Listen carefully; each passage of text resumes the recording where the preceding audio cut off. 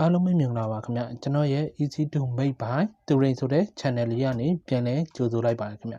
ကျွန်တော်ဒီနေ့ရဝေပေးသွားမှာကြတော့ကျွန်တော်တို့ electronic သမားတွေဖြစ်ဖြစ် service သမားတွေဖြစ်ဖြစ်ကျွန်တော်တို့ဝါသနာရှင်ကလေးကြတဲ့သူတွေဖြစ်ဖြစ်ပေါ့နော်သူတို့တွေအတွက်အထောက်အကူဖြစ်စေမယ်software လေးတစ်ခုကိုကျွန်တော်ပြောပြပေးသွားမှာဖြစ်ပါတယ်ခင်ဗျ circuit တစ်ခုကိုပြင်တဲ့အခါမျိုးမှာ set တစ်ခုကိုပြင်တဲ့အခါမျိုးမှာသူထဲမှာပါတဲ့ resistor တွေ capacitor တွေရဲ့တန်ဖိုးတွေကိုဖတ်ရတာရှိမယ် capacitor တွေ resistor တွေပေါင်းပြီးသုံးရတာရှိမယ်ဒီလိုခါတွေမှာလည်းအသုံးဝင်တဲ့အပြင်ကိုတခြားများစွာအသုံးဝင်တဲ့ tools တွေပါတယ် software လေးတစ်ခုကိုကျွန်တော်မိတ်ဆက်ပေးပါမယ်အဲ့ဒါကြတော့ electrical calculation လို့ခေါ်ပါတယ်ခင်ဗျသူ့ကိုကျွန်တော်တို့ Google Play Store မှာလည်းdownload ရယူနိုင်ပြီးတော့ကျွန်တော်အခုပုံလေးလည်းပြထားပါတယ်ခင်ဗျ Google Play Store ကိုတွားပြီးတော့ကြည့်လိုက်ကြရအောင်ဟုတ်ကဲ့ကျွန်တော်တို့အရင်ဆုံး Google Play Store software တွေကိုဝင်မယ်ပြီးတော့လို့ရှိရင်ကျွန်တော်တို့ Google Play Store ရဲ့ search bar မှာ electrical calculation ဆိုတာကိုရွေးပေးရပါမယ်ခင်ဗျနော် electrical calculation ကိုရိုက်ထည့်လိုက်တာနဲ့ဒီလိုမျိုးလေးကြာမျိုးမှာ electric ကျွန်တော်ကတော့ install လုပ်ပြီးသားဖြစ်တဲ့အတွက် open လို့ပေါ်နေရပေါ့နော်install မလုပ်ရသေးတဲ့လူကဒီမှာ install လုပ်ပေါ်ပြီးသွားလို့ရှိရင် install တင်ပေးပါ install တင်ပြီးသွားတဲ့အခါမှာကျွန်တော်တို့ electrical calculation software လေးကိုဖွင့်လိုက်ပါမယ်ဗျသူကfree version နဲ့ pro version ဆိုပြီးတော့နှစ်မျိုးရှိပါတယ်ခင်ဗျနော် average pro version ဆိုပြီးရှိပါတယ် average pro version ကတော့တစ်လကို668ကျပ်ပေးရပါတယ်ဗျတစ်နှစ်ဆိုလို့ရှိရင်လည်း4000ပေါ့နော်တစ်နှစ်ကို4000ပေးရတာရှိပါတယ်ဗျ lifetime ဆိုလို့ရှိရင်26000ပေးပြီးတော့ဝယ်ပြီး pro version ကိုအသုံးပြုလို့ရပါတယ်အဲ့လိုမျိုးမဟုတ်ဘူးကိုကအများကြီးမသုံးဆိုလို့ရှိရင်လည်း free version လို့အဆင်ပြေပါတယ်ကြော်ညာလေးတွေတော့နည်းနည်းတော့ဝင်နေဗျ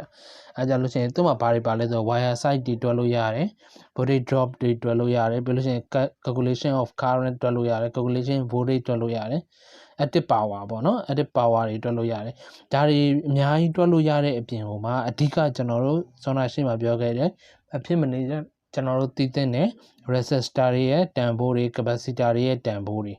ပြီးလို့ရှိရင် resistor ပေါင်းသုံးရင်ရလာမဲ့တန်ဖိုးတွေအဲ့ဒါတွေကိုမတွက်ကွာချမတွက်ဖက်နဲ့အလွယ်တကူဒီထဲမှာထည့်တွက်လို့ရပါတယ်ဗျာဒါလေးကိုကျွန်တော်အရင်ပြောပြပါမယ်ပြီးတော့နောက်ထပ်အသုံးဝင်တဲ့ဟာတွေအများကြီးကိုလည်းကျွန်တော်ပြောပြပေးသွားပါမယ်ခင်ဗျ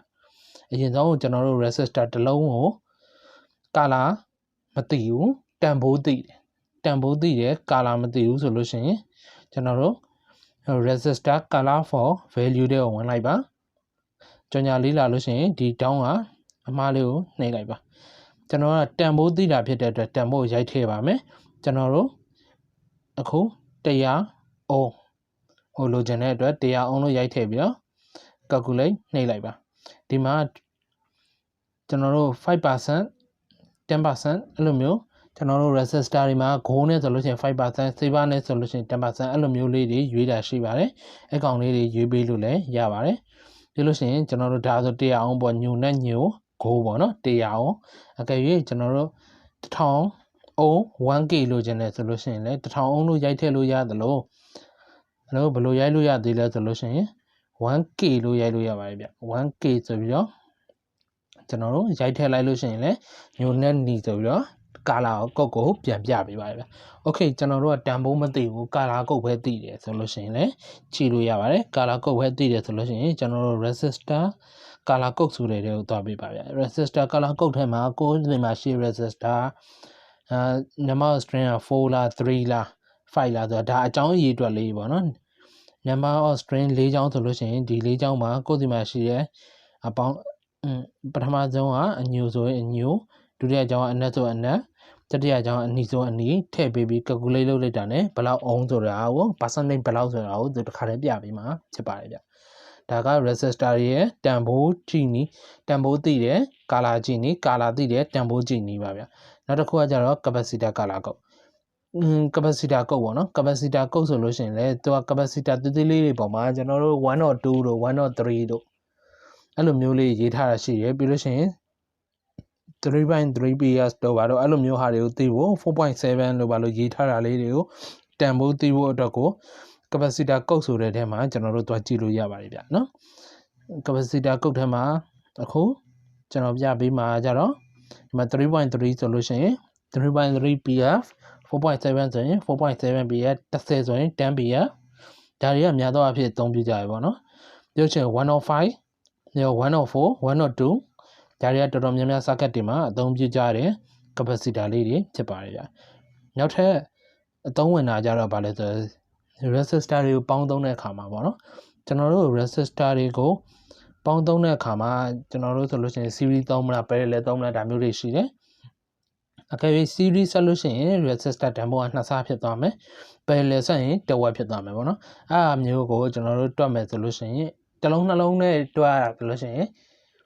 လွယ်တယ်ပေါ့နော်အများကြီးတွက်ရမယ့်အခါမျိုးတွေမှာဒီလိုမျိုးလေးထည့်တွက်လိုက်ရင်ရပါတယ်ဗျဒီမှာ shunt resistor ဆိုတဲ့တဲကိုဝင်ပြီးတော့ပထမအဆုံးဒီ resistor ရဲ့ series ဆက်မှာလား parallel ဆက်မှာလားအပေါ်မှာမူတည်ပြီးကျွန်တော်တို့မှာ 1k နှလုံးရှိတယ်ဒါမဲ့ထည့်ရမယ်ဟာက 2k ဆိုရင်ကျွန်တော်တို့ဘယ်လိုထည့်မလဲအဲဆိုလို့ရှိရင်ကျွန်တော်တို့ series သုံးပြီးထည့်လို့ရတယ်ဟုတ်လားမဟုတ်လားကြည့်ရအောင်1ပြီးတော့ဒီအုံးဘေးနားမြားလေးကိုနှိပ်ပြီး k ကိုရွေးလို့ရတယ် 1k ဆိုရင်1000အုံးဒီဟာကိုလည်း unit ချိန်လို့ရတယ်ဒီမြားလေးကိုနှိပ်ပြီး 1k နောက်တစ်လုံးထပ်ထည့်မယ်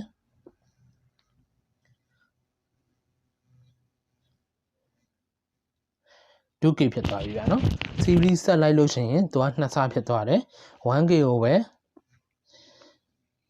parallel ဆက်လိုက်မယ်ဆိုလို့ရှိရင်ကျွန်တော်တို့1 watt ဖြစ်သွားတယ်ဗောနော်